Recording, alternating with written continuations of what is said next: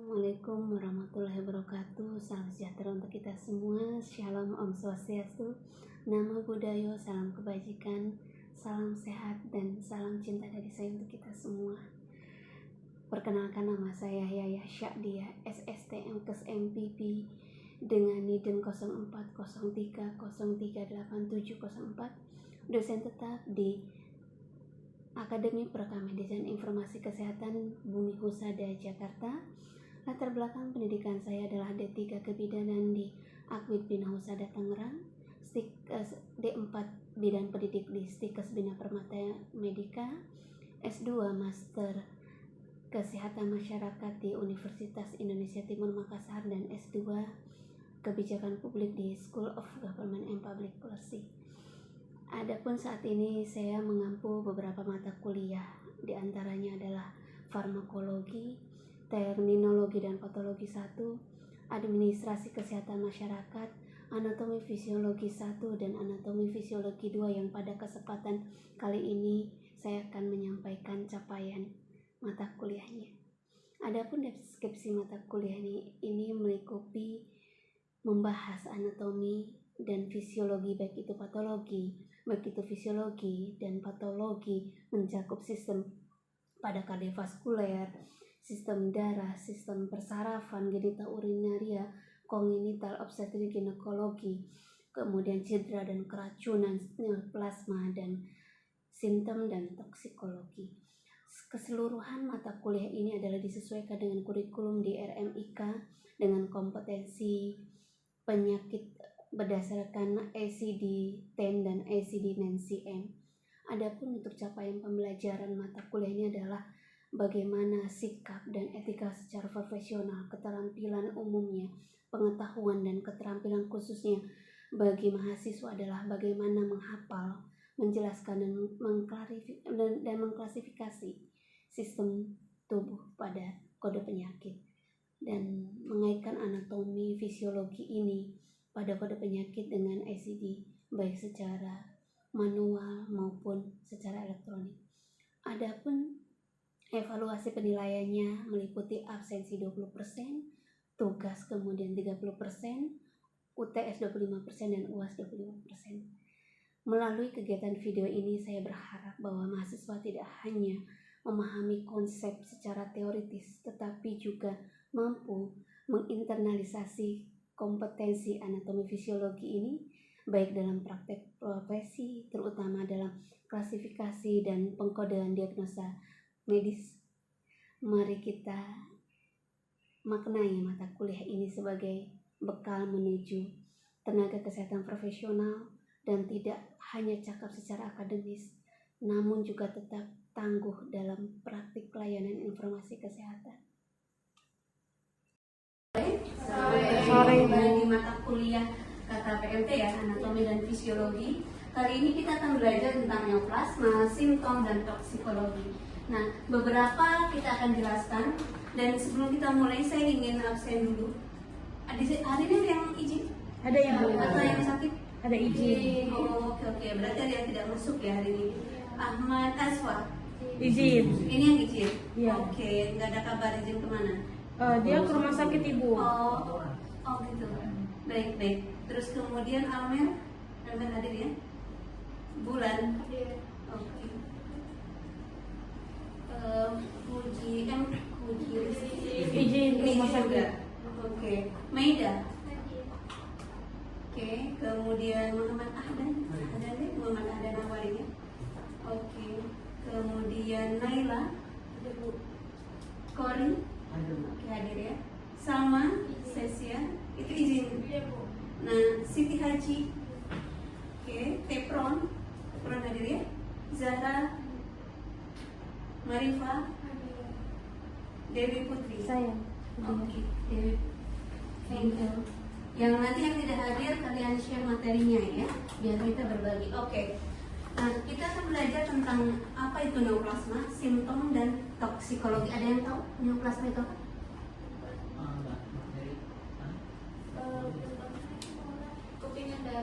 Kepingan darah, neoplasma. Kalau kita pernah belajar, kan kita beberapa waktu lalu belajar tentang darah ya. Nah, kemudian apa itu simptom? Simptom itu kalau misalkan kita di beberapa materi sebelumnya kan kita belajar tentang penyakit ya. Terus kemudian seperti apa sih simptomnya? Terutama misalkan salah satu contohnya tentang kanker. Kemudian toksikologi, toksik tahu? Racun ya. Ya, jadi ini kita tentang keilmuan toksikologinya, tentang racunnya atau toxic relationship juga bisa juga ya. Oke, neoplasma adalah pertumbuhan sel abnormal, dia tidak normal dan bersifat otonom terkendali atau bersifat baik itu ganas ataupun jinak. Nah, biasanya hal ini kan di dalam berbagai penyakit ya, sehingga diagnosanya apa? Adanya pertumbuhan sel. Kemudian morfologinya seperti apa sih? Dia tidak berkapsul, infiltratif, kemampuan metastasis, kemudian polimorfik dan nukleus hiperkromatik. Oke, kemudian salah satu contohnya cancer. Seperti apa sih? Berbagai contohnya ada karsinoma, sarkoma, limfoma, leukemia dan adenokarsinoma. Dan kalau teman-teman ingat, ini kita pernah seringkali belajar ya ketika di kardiovaskuler, kemudian beberapa penyakit terutama reproduksi. Kemarin kita belajar tentang reproduksi baik itu pria maupun wanita, sehingga kita mengulang kembali lah seperti apa faktor resikonya, kemudian seperti apa sih itu plasma pada terhadap kanker itu sendiri. Oke, sampai di sini ada yang tanya saya? Cukup? Oke. Kemudian seperti apa sih gejala kanker? Nah, kanker ini kalau teman-teman lihat ini kan masih sangat bukan booming ya. Terutama di Indonesia kan cancer ini benar-benar penyakit yang atau selnya ini benar-benar yang sedang diupayakan bagaimana upaya penyembuhannya. Yang pertama adalah kanker payudara, yang kedua kanker serviks gitu.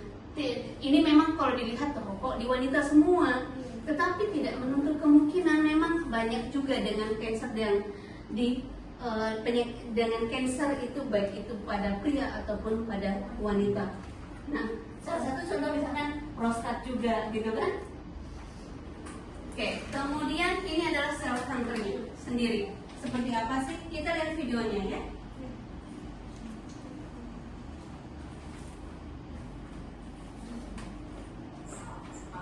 Oke, kedengaran suaranya? Terdengar suaranya? Atau kurang besar? Kurang besar ya?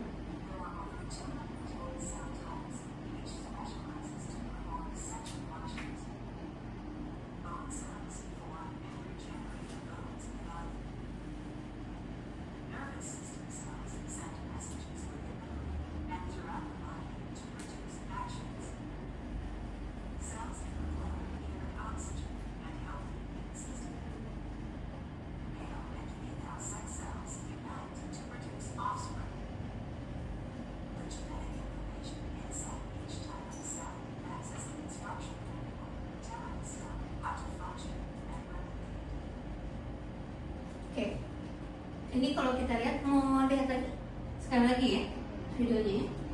Tarik baik.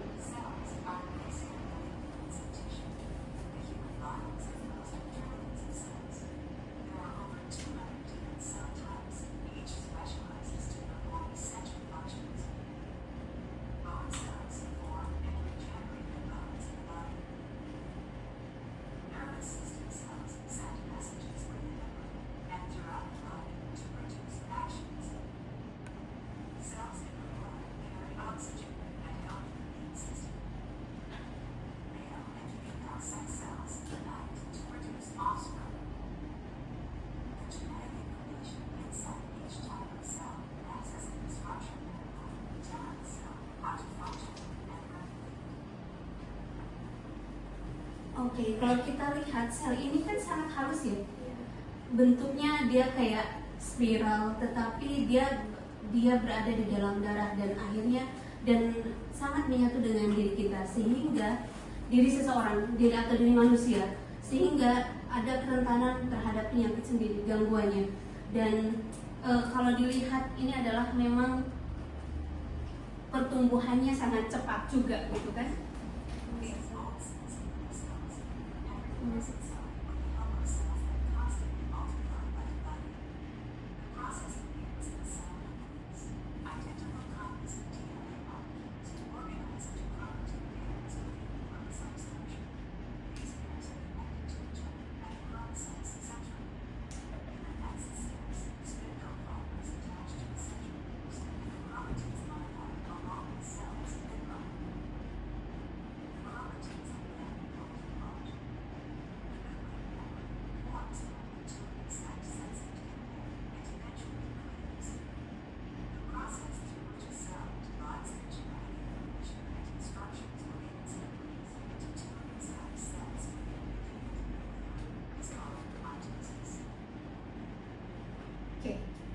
Ada yang tanyakan? Cukup dipahami? Ya. Nah, saya rasa karena ini sebelumnya kita pernah belajar juga dengan di beberapa materi yang sebelumnya kita belajar ya, tentang bagaimana tentang sel, kemudian diagnosa penyakit dan lain sebagainya, sehingga ini lebih diperkuat kembali. Oke, ini adalah salah satu contohnya yang tadi saya sampaikan. Ada hati, ini ada kanker, sama tahu hati lah ya, gambarannya kayak ayam lah gitu. Bagaimana ketika hati ayam itu kalau misalkan udah rusak, misalkan udah busuk kan beda ya. Nah, ini salah satu contohnya. Kemudian kanker payudara dan kanker baik itu ovarium atau kanker serviks dan lain sebagainya. Dan memang hal ini sangat rentan terhadap wanita, karena wanita ini kan kalau kita lihat salah satu contohnya tiap bulan juga menstruasi. Kemudian kita punya alat reproduksi yang harus dijaga dengan baik. Kemudian ditambah lagi daur kehidupan saat ini, lifestyle-nya, makannya, junk food, fast food kan, itu yang mempengaruhi juga. Oke, kemudian umumnya seorang yang menderita kanker akan mengalami kehilangan berat badan dan lelah. Dan kalau kita lihat ini ciri-cirinya untuk ketika kita mendapatkan kanker, ketika seorang pasien itu terkena kanker serviks ya, saya tidak baca semuanya ya Dik, nanti teman-teman bisa baca lagi. Kemudian ini kanker sering menyebabkan depresi, jelas. Kita aja kalau sakit kepala pusing ya, pasti stres banget, apalagi ketika kanker, maaf misalkan wanita masih nona 22, misalkan umur 22 tahun ternyata kanker serviks dan rahimnya harus diangkat. Itu kan menjadi suatu hal yang, waduh, saya bagaimana dengan keturunan saya? Bagaimana saya dengan reproduksi saya? Saya tidak memiliki keturunan, ataukah saya punya suami? Hal itu banyak dipikirkan, sehingga bisa juga menjadi stres dan depresi. Oke. Kemudian ini morfologinya. Terdapat kelompok morfologi secara histologis, ini neoplasmanya. Ini ganas, kan neoplasma itu ada ganas sama ada juga yang jinak ya. Sehingga ini salah satu contohnya beberapa penyakit, ada limfoma, leukemia dan sebagainya. Ini gambar-gambarnya. Oke, kemudian ini salah satu contohnya tumor. Ya, kalau tumor kita bisa lihat ya, tumor itu massa ya. Massa ini dia mau di bagian manapun, mau di tangan, di seluruh tubuh kita. Nah, salah satu contohnya itu penyakitnya keganasan di bagian belakang, tulang belakangan. Nah, tumor ini bisa saja dari asal muasal, misalkan dari gigi, dari gusi yang bengkak dan yang lain sebagainya. Oke, next ya, ini salah satu contohnya. Dan ini neoplasma ganas. Poin dari sifatnya adalah tumbuh dengan cepat, kemudian cenderung tidak berkapsul dan masuk sama sel itu sangat-sangat cepat. Nah, ini adalah salah satu contoh neoplasma untuk kanker juga. Tadi kita lihat ya betapa sel itu sangat kecil dan dia ada juga di aliran darahnya, sehingga dapat mudah sekali dan terikat dalam tubuh kita gitu. Oke, ini salah satu contoh neoplasma kanker yang dari gigi, terus dari gusi, kemudian ini dari bibir dan lain sebagainya. Ini ada lesi, ini ada gambar-gambarnya. Oke, untuk keganasannya. Oke, ini neoplasma pada mulut. Oke, sehingga kanker tumbuh dan berkembang pada baik itu mulut, bibir, gusi dan lain sebagainya. Menyebarnya ke jaringan-jaringan yang di sekitar mulut. Kemudian memang dilihat dari usia 50-75, tapi tidak menutup kemungkinan ketika kita tidak sehat, mau umurnya berapapun, mau semuda apapun gitu umurnya, itu bisa juga terkena juga. Sama Mai ya. Oke, ya ada Nicola dan lain sebagainya, contoh-contohnya. Oke, next.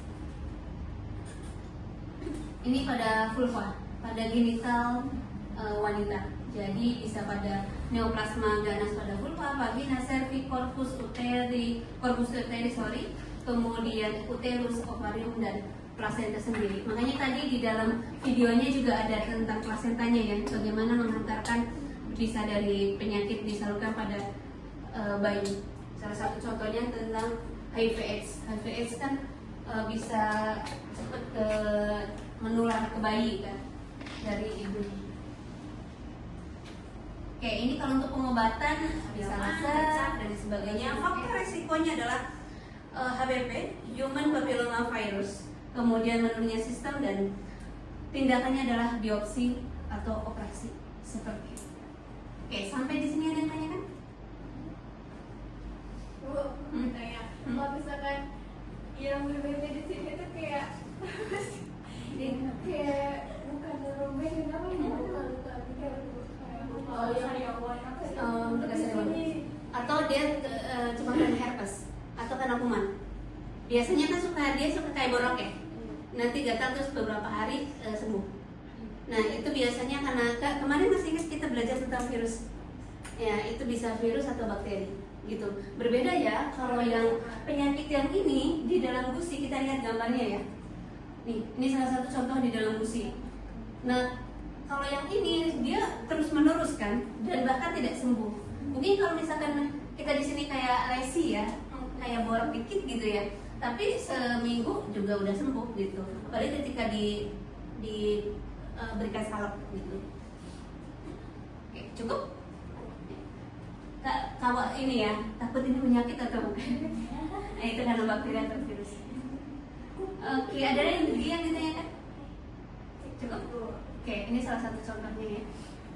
Nah, ini neoplasma pada bibir. Kemudian ini salah satu contoh neoplasma baik itu lidah, bibir, gusi, dan lain sebagainya. Oke, next ya. Oke, ini neoplasma pada lidah. Awalnya kan kayak sariawan ya, kecil. Tapi lama-lama kalau sariawan kita diobati sehari 2 hari sembuh ya. Atau di pipi lah, di bagian gusi misalkan, atau di geraham dan lain sebagainya. Kalau gusinya bengkak, minum obat anti nyeri, misalkan asma dan lainnya, itu sembuh juga gitu. Kalau yang ini kan terus menerus. Oke, kemudian ini salah satu contoh neoplasmanya. Boleh minta bantu baca. Kepran mau baca neoplasmanya. Ini baca semuanya. Ya. Neoplasma ganas organ internal, neoplasma ganas esophagus, neoplasma ganas lambung, neoplasma ganas usus alus, neoplasma ganas kolon, neoplasma ganas rectosigmoid, neoplasma ganas rectum, neoplasma ganas anus dan saluran anus anal, neoplasma ganas hati dan saluran empedu,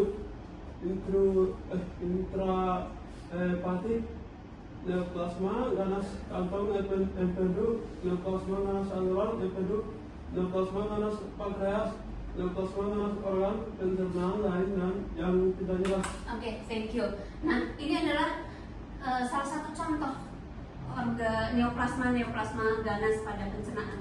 Neoplasma ini, keganasan ini bisa ke dalam mana pun. Tadi juga di panca indera kan, di lidah, di gigi, kemudian dan lain sebagainya. Oke, next ya. Nah, ini salah satu contoh. Esophagus bagian leher, kemudian toraks, abdomen. Ya, terima kasih Bapak. Nah, kemudian sepertiga bagian atas, bawah, dan lain sebagainya. Oke, next, saya rasa next ya. Kemudian kanker lambung. Nah, salah satu contoh penyakitnya lagi tentang kanker lambung. Kalau tadi kan kanker payudara atau breast cancer atau cervix cancer dan lain sebagainya. Ini salah satu contoh di kanker lambung. Kanker lambung kan bisa pada pria ataupun wanita ya, dan tidak mengenal usia. Sehingga kalau kita lihat 99% kanker adalah adenokarsinoma, dan hal ini adalah yang sering terjadi pada usia lanjut, kemudian atau memang karena penyebabnya karena ulkus juga, kemudian mungkin juga karena memang pencernaannya kurang bagus. Dan salah satu hal lainnya adalah kita kan makanannya juga kadang kurang sehat ya, karena kita anak micin gitu. Jadi dari situ juga akhirnya ke pencernaan juga kurang sehat gitu, dan bisa terjadi kanker. Apalagi di Indonesia dan Asia ini juga sangat suka pedas ya, dan itu kan yang juga memicu juga. Oke, kemudian ini beberapa teori-teorinya, penjelasan-penjelasannya tentang seperti apa sih ya, ada anemia, gejala-gejalanya dan lain sebagainya. Oke, kemudian kanker kolon atau rektum ini ada usus besar, kolon, kemudian dilihat sendiri juga pada riwayat keluarganya dan lain sebagainya. Oke, kemudian neoplasma, keganasan pada anus, ada juga yang memang tidak jelas, dan maaf mungkin juga ketika pasien-pasien LGBT ya, itu juga mungkin kan sangat rentan terhadap cancer untuk terhadap anus gitu. Kemudian saluran anus, baik sphincter ani dan sebagainya. Oke, sampai di sini ada yang tanyakan? Cukup? Nah, ini salah satu contohnya neoplasma ganas pada bronchus atau paru-paru. Dia bisa di farina atau hilus atau bronchus bagian lobus bagian tengah. Kemudian kalau kita contohnya sendiri adalah ketika merokok. Salah satu contoh gampangnya, ketika kita merokok atau baik itu perokok pasif, aktif juga, dan ini sangat rentan terhadap kansernya sendiri. Oke, kemudian ini kanker paru-paru, masih di kanker paru-paru, 90% kanker paru-paru berawal dari bronki dan atau saluran udara besar yang masuk ke paru-paru. Itu yang menjadi poin utama. Dan apalagi di kota yang besar dan industri itu juga masuk dalam presentasi juga ya, karena kan tidak sehat. Oke, kemudian penyebabnya adalah merokok, zat yang ditemui polusi udara juga, zat yang ditemui atau terhirup pada saat pekerjaan, orang-orang yang beresiko, bekerja beresiko, misalkan ada bekerja di radiasi, pabrik dan sebagainya, sangat menyerang. Sehingga mau sesehat apapun, kadang kita tetap juga kita dapat penyakit. Ini ada diagnosanya adalah untuk menetap, dan saya rasa kalau untuk diagnosa kalian sudah keganasan memahami juga. Dia ada survei, ada resi dan pemeriksaan dan CT scan ya, scanning dan lain sebagainya. Terapinya tergantung. Ini keganasannya derajat. Ini hasil operasinya deh. Bakso apakah memang makanya biasa itu atau tumor itu bakso, bukan berarti akhirnya nanti kalian nggak bisa makan bakso ya. Tapi memang ini adalah kemudian operasinya gitu. Ini nah terapinya stadium 1, 2, 3 kayak tumbuh gigi ya. Ini stadium 4, stadium akhir ya. Menikmati. Ini salah satu contoh serum melihat yang iya. Nah serumnya ini ada yang minta itu biasanya mujizat Tuhan kalau stadium akhir. Ada juga memang saya pernah melayani waktu dulu pernah melayani pasien yang cancer, dia stadium 4. Nah, seorang pendeta. Jadi istrinya pendeta, sorry. Nah, sangat ketika tahu stadiumnya gitu. Kalau dilihat beliau ini sangat sehat, kemudian sepertinya tidak mungkin, tapi ketika diperiksa langsung stadium 3 waktu itu, akhirnya operasi kemo dan akhirnya tetap naik di derajat di 4. Nah, singkat cerita beliau seolah-olah sepertinya sembuh. Nah, 2 tahun kemudian meninggal gitu. Ya terlepas meninggalnya karena apakah dari kansernya kah atau bukan gitu. Tapi rata-rata tiga pasien yang saya ikut pemeriksaannya ya, ikut dampingi dan kita pendampingan dan sebagainya, 3-tiganya meninggal. Jadi ada yang dalam 1 tahun itu, kemudian ada yang sekitar 2 atau 3 tahun, kemudian memang ada yang 10 tahun gitu. Nah, ketika 10 tahun ternyata kanker selnya tumbuh lagi. Padahal udah kemo. Dan itu yang 10 tahun itu ketika dia di stadium 3. Nah, yang stadium 4A ini kan seolah-olah kayak mukjizat gitu, mukjizat Tuhan ya, bahwa oh ya ini sembuh gitu. Tapi ternyata ada lagi. Tapi ada juga yang saya kenal juga, saya ada punya teman gitu. Dan ini kan udah beberapa tahun kalau dilihat, dulu sekitar stadium 3B. Kemudian ini mungkin udah lebih dari 10 tahunan. Tapi belakangan saya mendengar sedang periksa lagi untuk ke objinnya ya, dan untuk cek kansernya. Itu sepertinya ada. Bukan mendoakan saya ya, tapi ini adalah sebuah case lah yang kita temui Dan hal ini belum ada obatnya pun kan juga di Indonesia sedang diupayakan pengobatan-pengobatannya. Oke. Bu, Ada kalau kemoterapi harus di rambutnya rontok. Iya, itu bukan harus rontok deh, secara otomatis rontok. Satu kali, iya, karena kan panas dan itu ada kayak sinar X kan ya. Jadi otomatis memang rambutnya memang rontok. 2 kali, teman saya 2 kali itu udah mulai rontok. Terus sekarang udah mulai tumbuh, karena sekarang lagi radiasi. Dia stadium 3A. Masih nona juga, mungkin sekitar 29 tahun gitu. Iya masih. Dia orang yang sangat olahraga, dia kan penarik ya, menari otomatis ya olahraga, dia jaga body goalnya lah.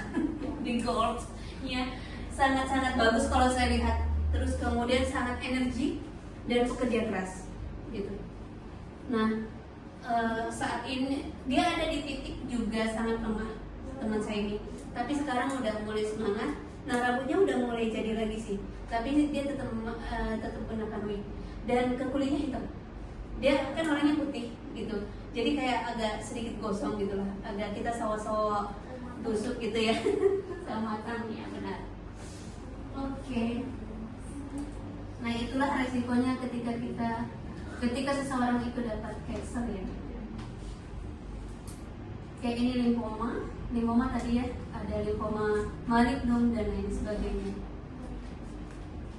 Kayak ini untuk diagnosisnya. Nah ini leukemia ini ada akut sama kronik. Kalian masih ingat ketika kita belajar tentang leukemia yang tentang kita belajar pada saat anatomi fisiologi pada sistem darah ya, sehingga ada beberapa penyakitnya dan hal ini bisa dilihat merupakan sel sumsum tulang pada darah tepi. Ini memang jarang juga menimbulkan tumor, namun juga leukemia ini juga sangat menurut saya ya penyakit yang cukup harus mendapatkan protek gitu. Oke, ini leukemia myeloid, salah satu contoh ya, gambar-gambarnya ada kronis, ada akut, subakut dan sebagainya. Oke, next dulu ya. Oke, ada yang tanyakan? Cukup? Oke, kemudian kita kembali tentang toksik tadi, racun ya. Nah, toksik ini dapat digunakan adalah ya kalau kita lihat kan racun itu ada racun serangga, bisa racun untuk hewan dan juga memang racun untuk membunuh manusia. Contoh misalkan cyanida dan lain sebagainya. Oke, kemudian racun ini memang zat kimia berbahaya. Kemudian dia jelas berbahaya pada tubuh. Kemudian ini toksikologi adalah cabang ilmu biomedik yang sifatnya racun, efek biologis dan penanganannya secara pada organisme hidup ya. Kemudian pengobatannya bagaimana sih ketika kita terpapar dan harus diobatinya? Nah ini salah satu contoh untuk toksiknya ya deh. Nah, kemudian asal racun ini ada dari tumbuhan, kemudian dari hewan, dan memang dengan bahan kimianya itu. Oke, ini salah satu cabangnya. Toksikologi itu ada industri, lingkungan, pangan, obat, dan forensik. Kalau kita kan lebih banyak di klinik sama forensik ya. Untuk pangan kan ada di MUI. Nah kemudian ini sistem yang untuk faktor yang mempengaruhi keracunannya. Oke, sampai di